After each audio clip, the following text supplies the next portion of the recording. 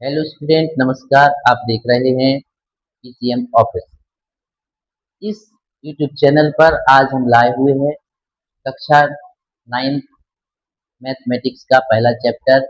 पहले अध्याय का नाम है संख्या पद्धति। संख्या पद्धति अंतर्गत पहला क्वेश्चन एक्सरसाइज 1.1।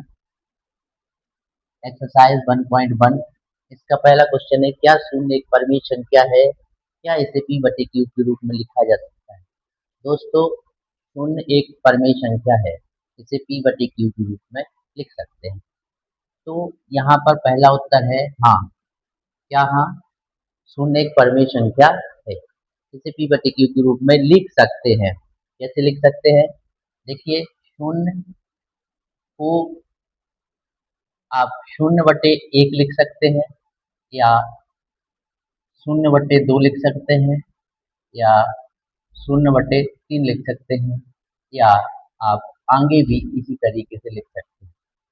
यानी कि शून्य भी एक परिमेय संख्या है दोस्तों, क्योंकि ये संख्या रेखा पर उपस्थित होता है।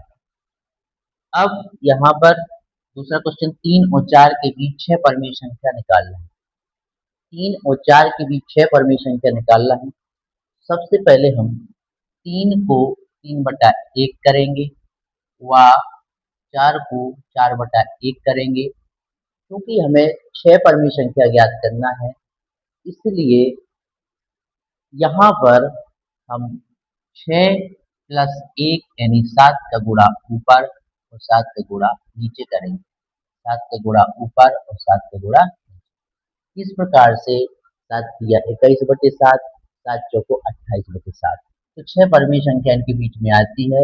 21/7 यानी 22/7, 23/7, 24/7, 25/7, 26/7, 27/7। यहाँ पर अभी 6 परिमेय संख्या आपको प्राप्त होगी।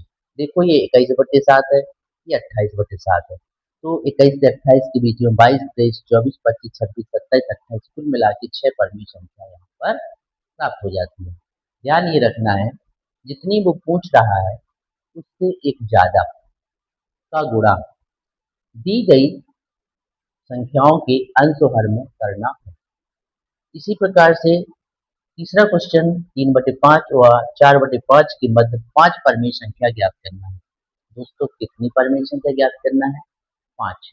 तो 5 में 1 जोड़ेंगे तो हो जाएगा 6।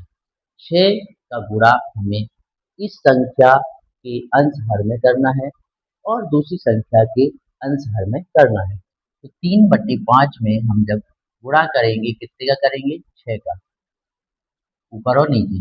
व 4/5 में गुणा करेंगे 6 का ऊपर और नीचे। दोस्तों, 6 × 18 और 6 × 30। 18/30 ये लिखा, 6 चौको 24, 6 × 30, 24/30 ये लिखा। तो इनके बीच 5 परिमेय संख्या आ जाएंगी। 18 और 24 के बीच 19/30, 20/30, 21/30, 22/30, 23/30। इस प्रकार से 3/5 और 4/5 के बीच यह प्रमुख हमारी परिमेय संख्या 5 हो जाएंगी। दोस्तों, इस 3 को ध्यानपूर्वक देख लें। लिखने के लिए इसका स्क्रीनशॉट ले लें और इसको बढ़िया से कॉपी में उतार लें। इसके बाद इसका एक नेक्स्ट क्वेश्चन आता है, उसका नाम है सत्तासठ। एक प्रश्न नंबर 4। प्रश्न नंबर 4 पर हम चर्चा करते हैं। प्रश्न नंबर 4, सत्तासठ। प्रत्येक प्राकृत संख्या एक पूर्ण संख्या होती है। ये असत्य है।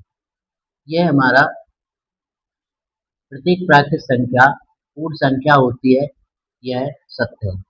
क्या है? यह सत्य है, ट्रू है।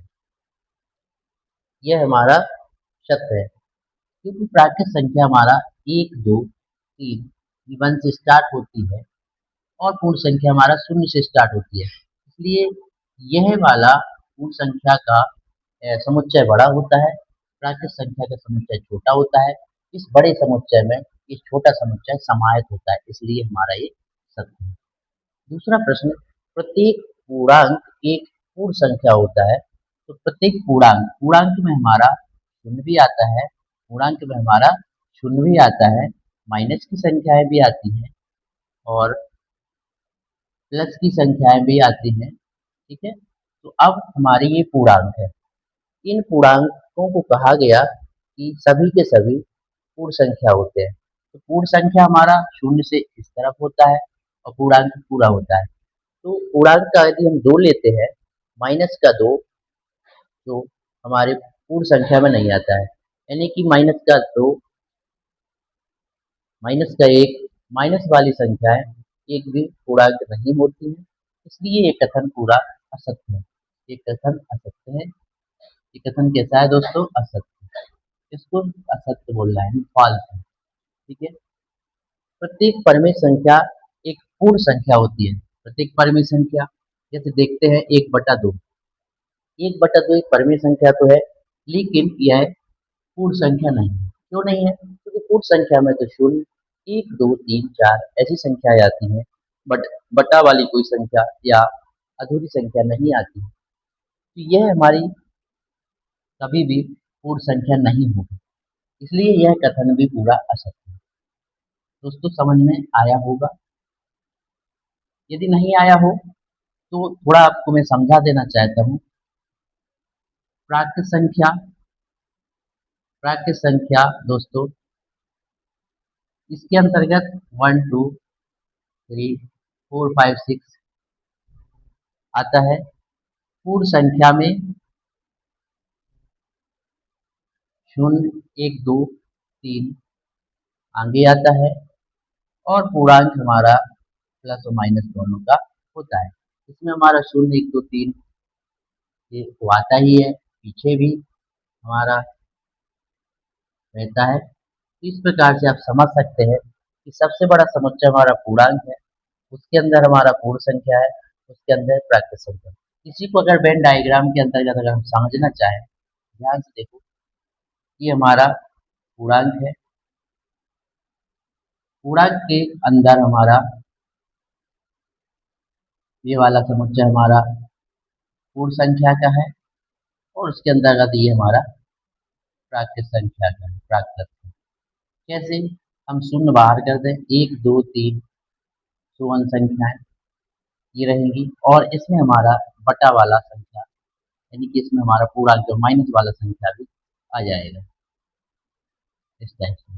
देखो बच्चों, सबसे बड़ा जो यानी कि समुच्चय है वो पूर्णांक का है, उसके अंदर ही हमारा पूर्ण संख्या समाया है, पूर्ण संख्या के अंदर प्राकृत संख्या समाया हुआ है। इस प्रकार से इससे संबंधित जो भी प्रश्न आएंगे, आशा है कि आप इसे हल कर पाएंगे।